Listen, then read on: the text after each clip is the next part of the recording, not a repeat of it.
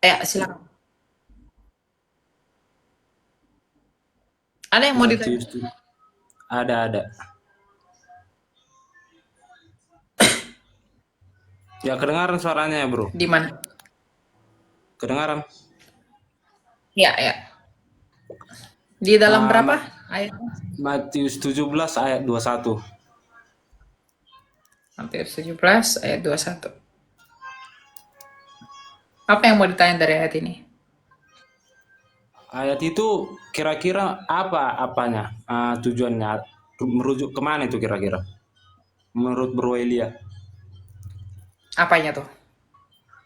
Ayat itu kan dalam kurung kan? Ya. Jadi ada 21 ya.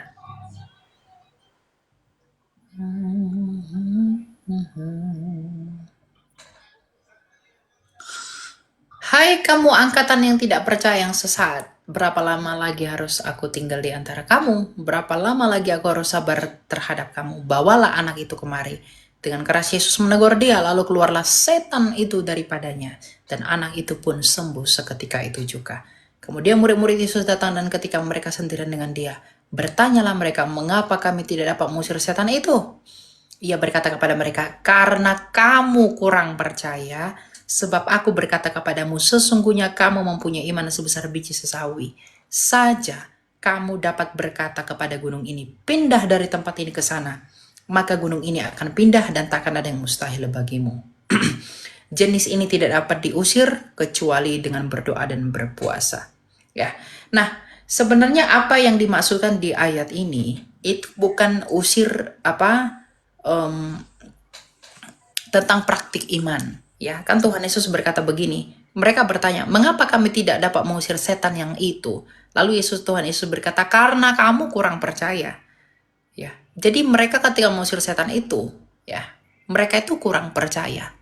Nah, dan imannya mereka itu untuk mengusir setan itu ternyata ditambahkan kejelasannya di sini bahwa jenis ini ada beberapa penafsir yang mengatakan jenis itu adalah jenis setan itu dapat diusir kecuali dengan berdoa dan berpuasa. Jadi ada setan yang dapat diusir dengan hardik begitu saja, tapi ada yang harus diusir dengan berdoa dan berpuasa sebagai tanda dari iman yang sejati. Jadi iman itu perlu diekspresikan. Ada yang seketika itu juga sembuh, ada yang seketika itu juga keluar, tapi ada yang seketika itu butuh praktik dari iman. Apa itu? Merendahkan diri dan meninggikan kuasa Allah melalui apa? Doa dan puasa gitu. Karena penghulu Rasul Paulus mengatakan lawan kita itu adalah roh-roh yang ada, penguasa-penguasa yang ada di udara, dan itu mereka punya kekuatan-kekuatan tersendiri. Ya, ada yang dapat diusir dengan mudah oleh iman melalui perkataan, ada juga yang dapat diusir dengan bukti iman, perendahan diri, dan mengharapkan kuasa Allah di dalam doa dan puasa. Jadi ayat ini sebenarnya esensinya itu adalah iman yang sejati. Makanya Tuhan Yesus berkata, karena kamu kurang percaya, sebab aku berkata kepadamu, sesungguhnya sekiranya kamu mempunyai iman sebesar biji sesawi, kamu dapat berkata dari gunung ini, pindah ke sana, maka kamu akan pindah. Jadi itu tentang praktik iman. Gitu. Gitu ya. Siapa namamu? Jahrakal. Merendahkan diri ya, bukan merendahkan hati ya. Merendahkan diri dan merendahkan hati Oh, di hadapan Allah. yang agak sedikit kurang apa sih, kurang kena sih jawabannya. Maksudnya jenis ini tuh maksudnya apa sih? Itu setan itu yang ada di dalam anak itu. Orang itu. Kenapa sih itu di Makanya itu dibuka. dalam kurung dia? Kenapa bisa gitu? Ya itu kan penjelasan dari ayat itu. Apa yang disampaikan oleh Kristus. Maka dijelaskan penulis dalam Matius 17 itu. Maksudnya apa? Oh gitu Sama ya. seperti ayat-ayat lain ada apa? Ada catatan mengenai apa yang dimaksudkan. Misalnya perumpamaan hal-hal garis-garis merah itu dikasih tahu artinya apa. Ini kan perkataan Kristus baru ditekankan pengertiannya apa agar pembaca itu mengerti. Karena Rasul Matius yang pemungut cukai, dia itu menyalin dan dia itu menuliskan apa yang disaksikan orang-orang pada masa itu. Nah, dia mau memberitahu pembaca ini agar mengerti arti dan esensinya apa. Maka ditulis demikian. Gitu. Hmm,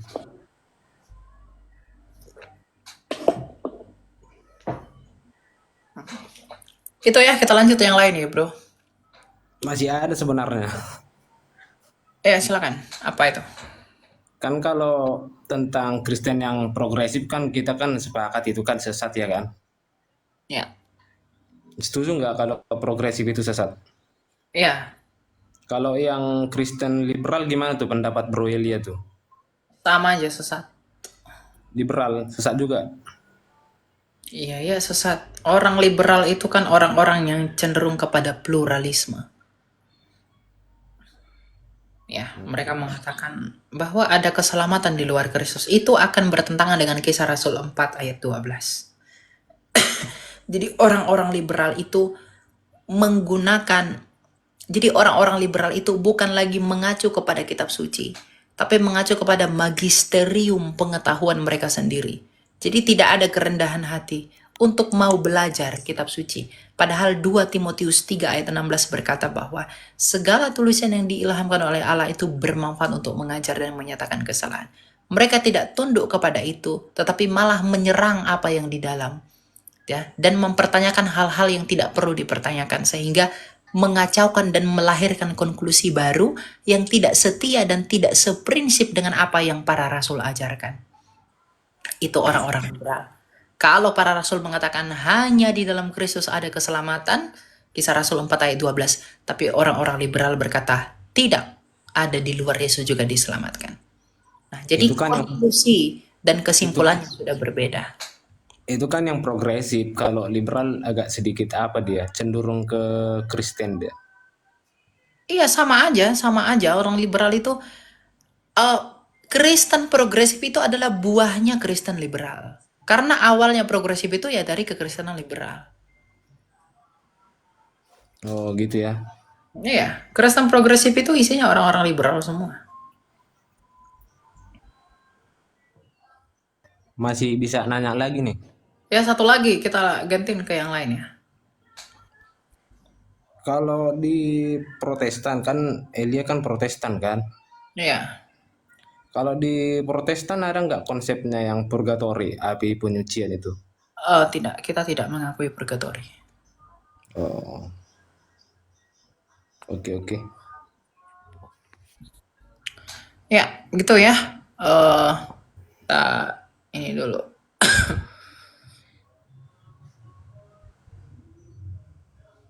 Oke. eh ya, silakan Ricky dulu deh.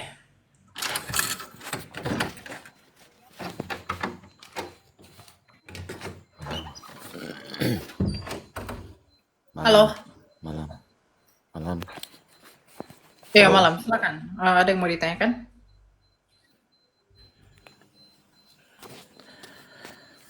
Eh, ini saya mau tanya mengenai tentang penciptaan Allah, eh, tentang isi dunia, termasuk ciptaan makhluk-makhluk berkaitan dengan penemuan-penemuan eh, hewan-hewan purbakala itu bagaimana itu menurut pemahaman dari Elia. Itu pertama. Kemudian ada yang kedua mengenai persembahan. Itu saya dari Manado ini. Untuk persembahan ke gereja itu, apakah kita yang ada menyimpan dendam kepada saudara-saudara kita atau keluarga kita, adik-adik kita, apakah pantas untuk memberikan persembahan di gereja? Apakah harus meminta ampun kepada Tuhan baru kita persembahkan ke gereja, atau kita memaafkan, mengampuni saudara-saudara kita? Terima kasih. Ya. Yang pertama tentang penciptaan hewan-hewan. Memang tidak ada masalah ketika hewan-hewan ditemukan karbon-karbon Ada hewan-hewan purba misalnya yang kerangkanya bentuknya seperti ini, tapi sekarang udah enggak ditemukan lagi. Karena kalau kita mengikuti prinsip belajar Alkitab, untuk memahami tulisan Musa mengenai penciptaan, itu ada di kata kunci kata yomnya itu. Bahwa studi kata yom itu hari penciptaan itu tidak selalu bermakna hari dalam waktu 24 jam. Ya, tetapi bisa berarti periode yang panjang. Jadi ketika Tuhan menciptakan hewan-hewan, itu bisa membutuhkan waktu yang sangat lama. Dia bisa celeng begitu tercipta, bisa aja begitu. Ya, tetapi kata yum itu ya tidak dimanai demikian. Makanya kalau ada yang berkata bumi ini umurnya sekian ratus tahun, sekian ribu tahun, berjuta-juta tahun, ya itu nggak masalah menurut prinsip studi kata Yom tadi. Nah, kemudian beberapa orang creationist itu percaya bahwa Tuhan memang menciptakan semuanya dalam keadaan eh, dalam keadaan apa? Dewasa. Misalnya begini. Ketika Tuhan menciptakan Adam pada hari ke-6 dan tiba-tiba kita muncul entah dari mana, kita melihat Adam, kita pasti melihat Adam itu sudah berusia 50-30 tahun begitu. Tapi faktanya itu baru diciptakan pada hari pertama. Nah, seandainya kita entah dari mana ada ketika tumbuh-tumbuhan diciptakan, ya pohon-pohonan diciptakan, kita ada pada hari itu juga di tempat itu. Lalu kita periksa kambiun-kambiun pohon itu. Kita mungkin akan menafsir bahwa pohon ini telah berjuta-juta tahun dan beratus-ratus tahun. Padahal faktanya itu baru dicipta hari itu juga. Ya, jadi tergantung sudut pandang. Kita mau pakai sudut pandang yang mana untuk memahami itu, ya. Tapi saya lebih cenderung menggunakan yang pertama. Ya, studi kata yom itu tidak bermakna 24 jam tapi periode yang begitu panjang. Misalnya ada kerangka dinosaurus ya ditemukan, kemudian hewan-hewan yang unik ditemukan, tulang-tulangnya dan lain sebagainya. Ya nggak masalah, ya. Bisa saja Tuhan ciptakan itu pleng terjadi begitu saja, bisa saja itu menurut studi kata Yom periode yang begitu panjang, sehingga hewan-hewan yang dimaksudkan itu hidup pada periode-periode itu, dari periode hari pertama, kedua, ketiga, keempat, dan kelima. Gitu. Gitu ya. Yang kedua tadi tentang apa? Siapa namanya? Ricky.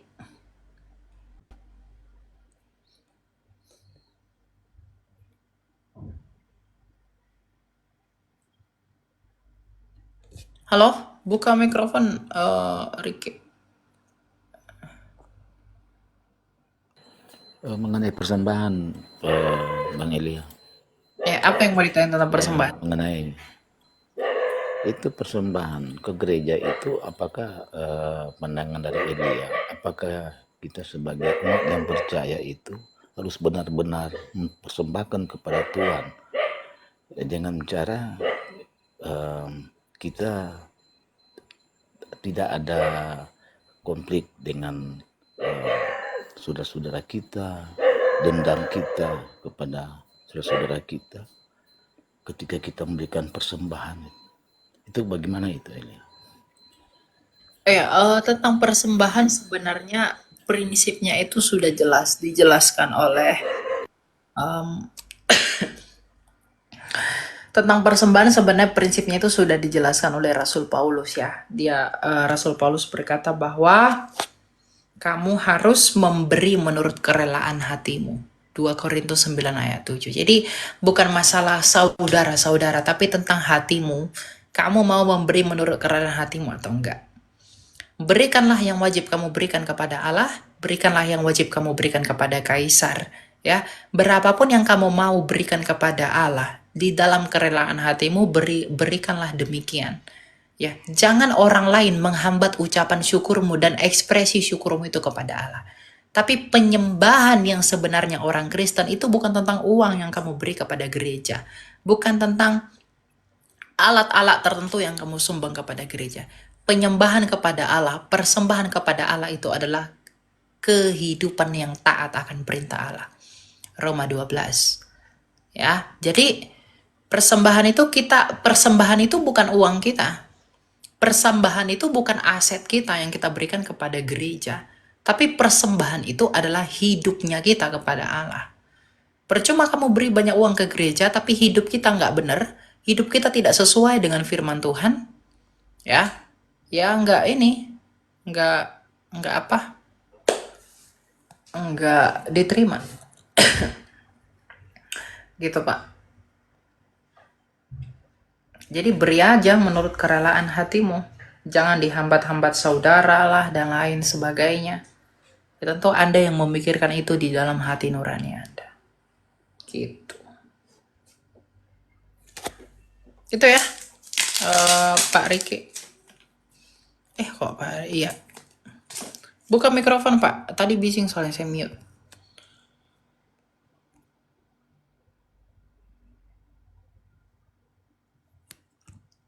Halo?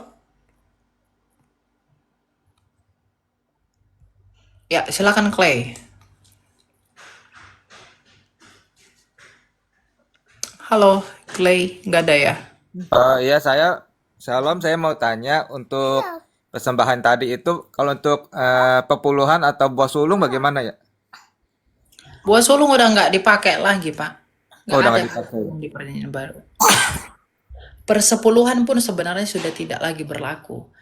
Karena prinsip memberi, kalau ada pun orang mengatakan, moralmu itu persepuluhan itu kan 10%.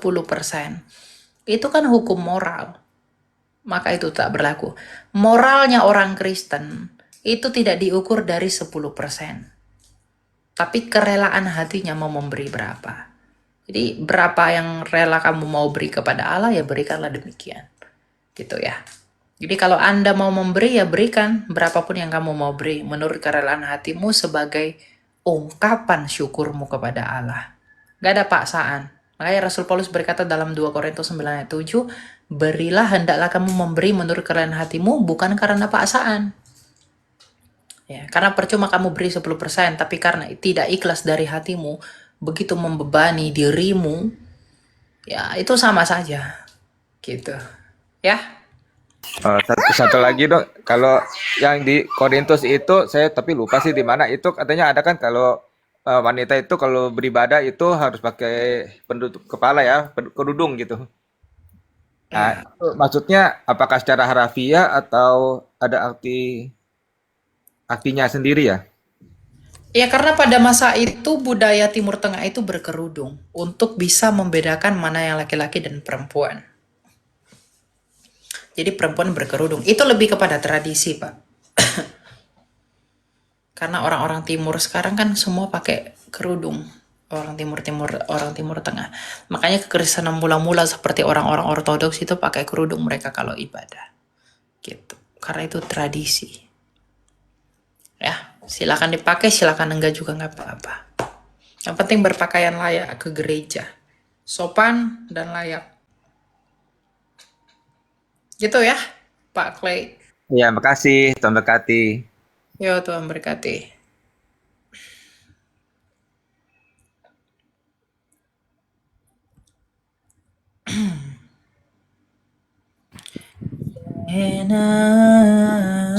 Silakan Alfio. Halo, selamat malam, Elia. Iya malam, silakan. Anda yang mau ditanya. Oke, perkenalkan, nama saya Alfio dari Manado.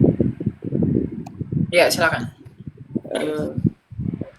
Elia, ini cuma mau tanya tentang kematian dan kebangkitan.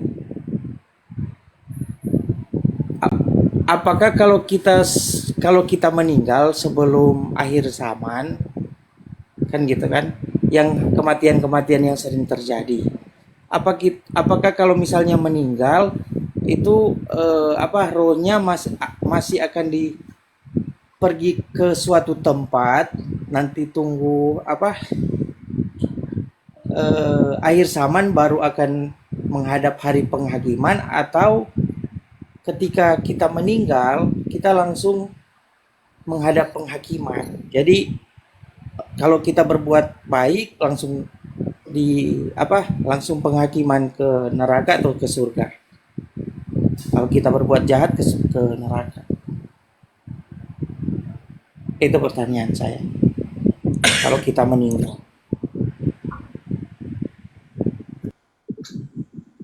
Iya, kita baca di dalam Lukas 6 ya. Eh, bentar saya lihat ayatnya dulu.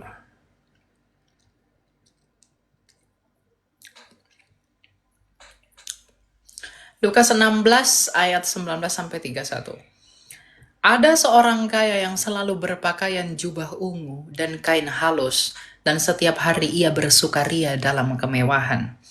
Dan ada seorang pengemis bernama Lazarus, badannya penuh dengan borok, berbaring dekat pintu rumah orang kaya itu. Ya. Dan ingin menghilangkan laparnya dengan apa yang jatuh dari meja orang kaya itu, malahan anjing-anjing datang dan menjilat boroknya. Kemudian matilah orang miskin itu, lalu dibawa oleh malaikat-malaikat ke pangkuan Abraham. Lalu orang kaya itu juga mati lalu dikubur, dan sementara ia menderita sengsara di alam maut, ia memandang ke atas, dan dari jauh dilihatnya Abraham dan Lazarus duduk di pangkuannya. Ya.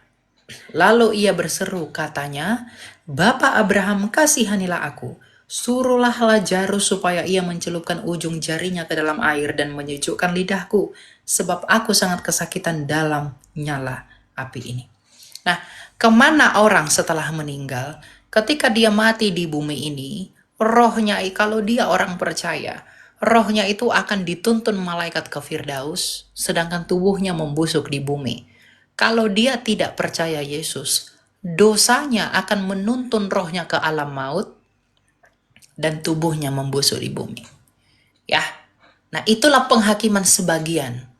Jadi penghakiman sebagian itu karena itu tadi, percaya atau tidak percaya. Kalau kamu percaya Yesus, rohmu akan dibawa malaikat ke Firdaus, tubuhmu membusuk di bumi. Tetapi kalau kamu tidak percaya Yesus, dosa-dosamu akan membawa kamu ke alam maut dan tubuhmu membusuk di bumi. Ingat, yang membuat kita masuk neraka, yang membuat kita masuk ke dalam Tartarus atau alam maut, itu bukan karena tolak Yesus, tapi dosa-dosa kita lah yang membuat dan menuntut kita ke alam maut. Ya, jadi bukan tentang tolak dan terima, bukan tentang neraka dan sorga, tapi tentang terima atau tolak Yesus. Karena terima dan tolak Yesus, ya itu yang akan menentukan kemana kamu akan pergi. Terima Yesus, maut telah dikalahkan Yesus, maka rohmu akan diambil dari maut menuju Firdaus. Ya, tapi kalau tolak Yesus, kamu tidak beriman kepada Kristus, kamu tidak terikat kepada Kristus, maka dosa-dosamu itu sendiri akan menuntun rohmu ke alam maut atau Tartarus. Gitu. Jadi kita masuk neraka, kita masuk alam maut, itu bukan oleh karena tidak percaya Yesus, tapi oleh karena dosa-dosa kita sendiri. Percaya Yesus adalah solusi dan sebagai obat. Makanya dikatakan oleh bilur-bilurnya kamu menjadi sembuh. Gitu ya. Oke. Baru paham itu. Ada lagi? Paham itu. Iya. Cuma itu sama perjudian, Elia. Ya. Kemarin kan sempat viral kan di daerah Sulawesi Utara tentang ya Piala Dunia, Piala Eropa bola kaki. Nah, kemarin kan panas-panasnya bola kaki kan ada yang main judi kan, taruhan siapa yang negara yang diunggulkan gitu kan. Ya. Nah, kemudian ada satu tempat orang yang main ini, kemudian misalnya dia pakai kan kayak kemarin kan yang final siapa kan gitu, Spanyol sama si Inggris. Nah, si Inggris ini dia taruhan sama si Spanyol, katanya kalau Spanyol kasih uang ke tim Inggris nih, ini orang-orang pendukungnya Inggris, uangnya untuk saya sumbangkan ke gereja, taruhannya. Jadi kalau kata si orang-orang pendukungnya Spanyol, kalau kalau kalian Inggris kalah, kalian bayar ke kami untuk kami sumbangkan, untuk Spanyol sumbangkan ke gereja. Tapi si Inggrisnya ini kalau kalian menang tetap uangnya untuk kami, bukan untuk gereja. Akhirnya Spanyol lah yang menang, disumbangin ke gereja uang taruhannya itu. Kira-kira itu berdosa apa enggak ya? Ya, kita harus bedakan apa perjudian dan apa undi. Ya, ada judi, ada undi. Kalau judi itu kan meramal-meramal, ya. Iya, Kalau benar. undian, diundi itu ada indikatornya. Nah, jadi masalahnya eh, yang dilakukan itu apakah hanya karena ramalan-ramalan belaka? Karena Saul itu dihukum mati Tuhan, itu karena dia bertanya kepada roh-roh peramal, orang-orang roh-roh dan dari peramal. Dia bertanya kepada orang seperti itu, dan Tuhan enggak suka dengan begitu. Tapi kalau undi, kalau kita dilihat di dalam Alkitab, undian itu apa ya? Sebagai solusi dari apa? Penyelesaian pertengkaran, menyelesaikan persoalan, dan mengambil keputusan. Jadi bedakan undi, bedakan perjudian. Nah, kalau kotes itu bola-bola itu kan itu menebak-nebak pengertiannya bagaimana? Dia meramal-ramalkah? Apa Iya, karena meramal itu apa dia biasanya. meramal? Kan tidak tahu kan kalau siapa yang akan menang ketika di final kemarin Iya. itu kan. Akhirnya yang menangnya Spanyol. Akhirnya si Inggrisnya bayar taruhannya sama bayar undiannya itu sama Spanyol. Nah, uangnya itu disumbangkan ke dana pembangunan gereja. Iya. Soalnya kemarin sempat Ya, viral di yang tahu itu mereka itu dosa atau tidak. ah, Karena yang mendorong mereka melakukan itu kan mereka sendiri. Nah, mereka meramal-ramalkah atau mereka punya indikator untuk mengukur sehingga mereka mengetahui bahwa ini nanti yang benar, ini yang akan menang, ini akan kalah. Kalau ada base eh, argumentasi, kalau ada yang mendasari kalau di situ sih Kalau di situ sih jelas yang pastinya orang-orang misalnya Spanyol nih sudah pasti mereka itu jagoannya Spanyol. Jadi kalah ataupun menang tetap dia unggulannya Spanyol. Jadi mau kalah pun si yang pendukungnya Spanyol tetap dia harus terima kekalahannya begitu. Jadi dia harus bayar ibaratnya kayak taruhan gitu kan. ya, ya semua tergantung Jadi menurut motivasi. Saya tidak bisa menghakimi itu. Semua tergantung motivasi mereka yang tahu mengapa mereka melakukan itu dan apa yang membuat mereka melakukan itu. Gitu. oh, berarti apa ada dua faktor ya. Kalau ndak ini apa tadi kata Elia tadi Kalau nggak judi undian. menebak kalau nggak judi undian berarti. Ya Ya. cuman yang maksud saya itu yang cuman itu apakah dosa apa enggak. Cuman itu aja sih. Itu dosa atau enggak tergantung tujuannya itu untuk dosa atau tidak. Itu saja sebenarnya. Oh, Nggak ada perbuatan baik itu untuk perbuatan baik untuk kejahatan itu nggak ada. Dan perbuatan jahat untuk memuliakan Tuhan itu nggak ada. Kalau undian-undian begitu mencoba mana nanti yang menang, tetapi tidak merugikan kedua belah pihak, tidak saling menipu kedua belah pihak, itu tidak masalah. Tapi kalau merugikan orang lain dan kamu menjadi berdosa karena kecintaanmu akan uang, maka kamu jadi berbuat jahat, kamu mencuri, nah itu menjadi dosa gitu. Karena akar dari segala dosa oh, cinta uang. Gitu ya. iya iya iya. Oke oke. Makasih Elia. Paham Ya, paham. Terima kasih. iya ya, Tuhan berkati. Silakan Mr. Lim.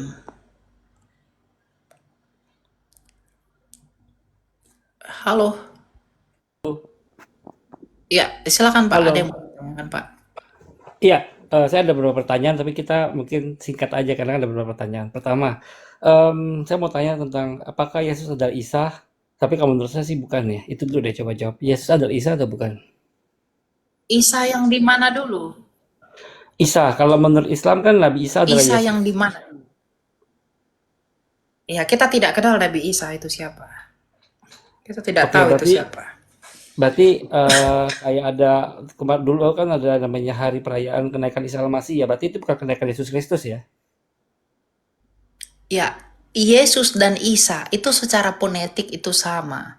Tapi pribadinya itu berbeda kalau dibandingkan dengan kitab sucinya mereka.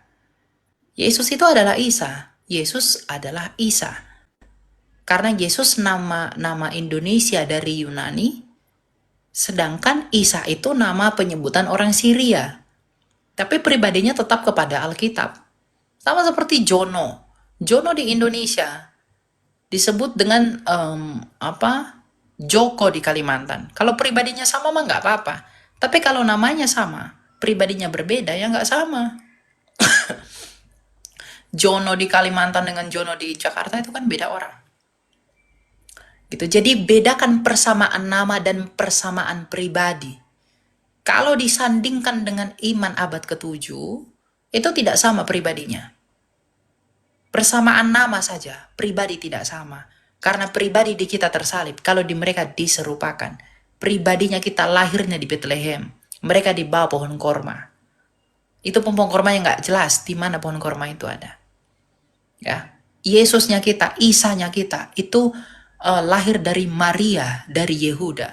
Ya, Isanya mereka lahir dari Maryam, dari Lewi, karena saudara Harun. Oke, Ya, berarti berbeda tidak jelas sama. ya. Oke, tidak sama, bagus. Oke, pertanyaan kedua, saya sering banget melihat bagaimana Yesus kita, raja kita dihina, gereja kita dihina. Terus saya sebagai pengerja juga di gereja, saya kadang-kadang suka ya sudahlah, ngapain kita ngebela Tuhan, Tuhan kita nggak perlu dibela.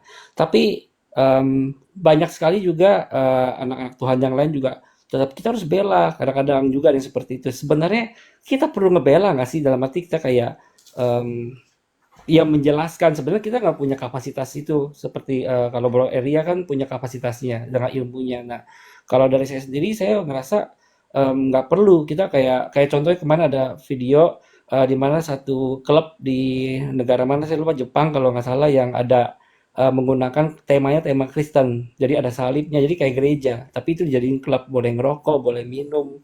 Nah, di situ justru yang kepanasan, yang marah-marah malah umat Islam, yang komen yang seolah-olah kayak, ayo anak orang Kristen kenapa nggak marah-marah sih? Kok nggak mau ngebela? Kok malah diem aja? Kok malah santai aja gitu? Ya, coba saya mau tahu intinya dari pertanyaan saya ini adalah, apakah kita perlu untuk membela Tuhan kita yang dihina, gitu loh. Ya, membela Tuhan kalau untuk membantu dia agar dia dimuliakan, itu nggak perlu.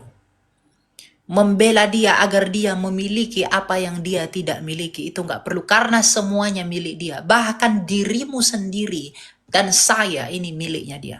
Saya tidak berhak mengklaim bahwa saya ini adalah milik saya. No.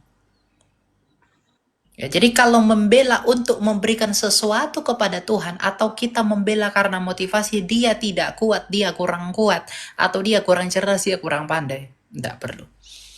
Tapi pembelaan dalam iman kekristenan dimaksudkan apa? Untuk menguduskan namanya. Karena doa Kristus adalah, Bapa kami yang di sorga, dikuduskanlah namamu.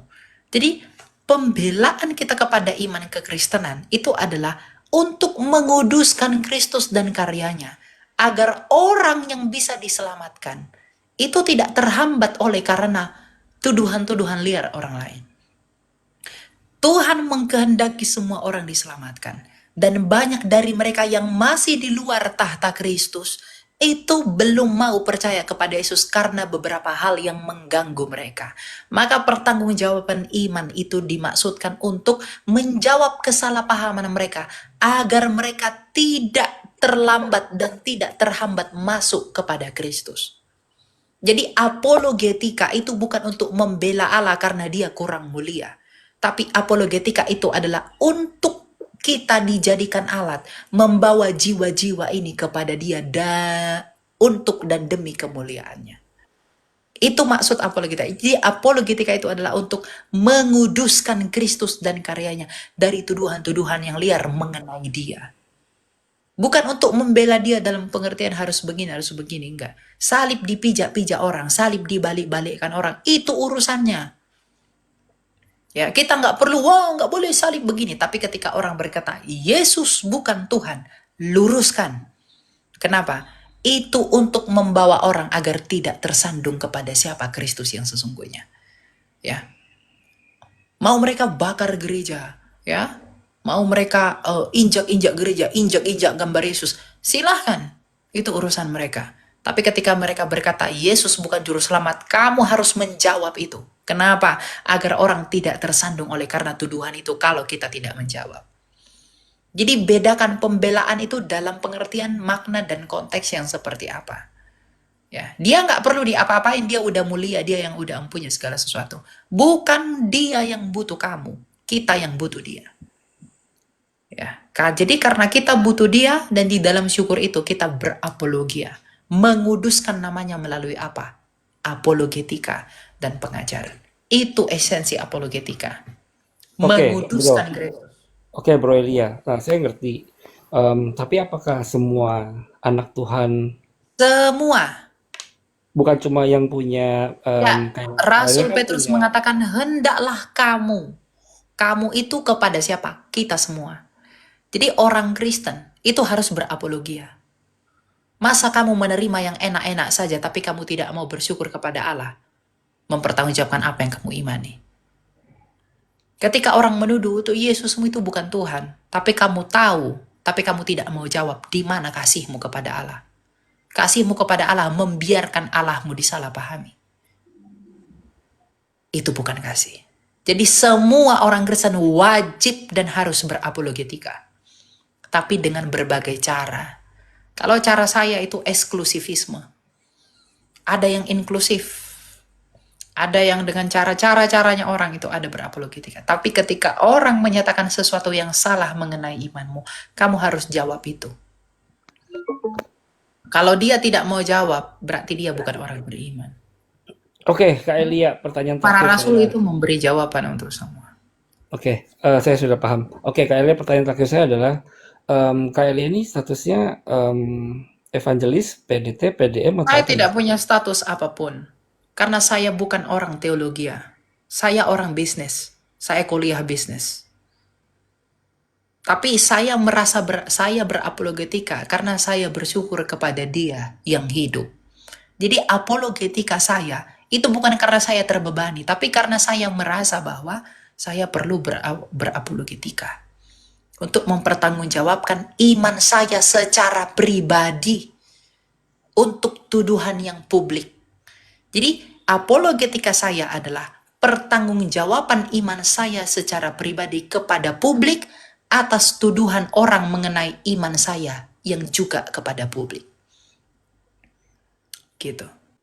Kenapa Jadi saya kalau Kak saya Elia tidak ngerasa ada Kak Elia, embel-embel oke, kalau pendeta. Kak Elia kan, saya lihat Kak Elia kan ngerasa kayaknya, saya merasa Kak Elia punya kayak punya PR nih dari Tuhan nih, karena kan nggak semua orang punya dedikasi seperti ini. Kenapa Kak Elia nggak benar-benar mendalami lagi, maksudnya ya mengikuti prosedur yang ada, lalu ya Kak Elia bisa maju lebih lagi menjadi berkat, misalnya belajar teologi lalu mendapatkan eh, ya ya itulah sebagai penamaan apa pendeta atau apa sehingga bisa bicara di gereja-gereja lalu menjadi berkat juga kan buat anak Tuhan lainnya.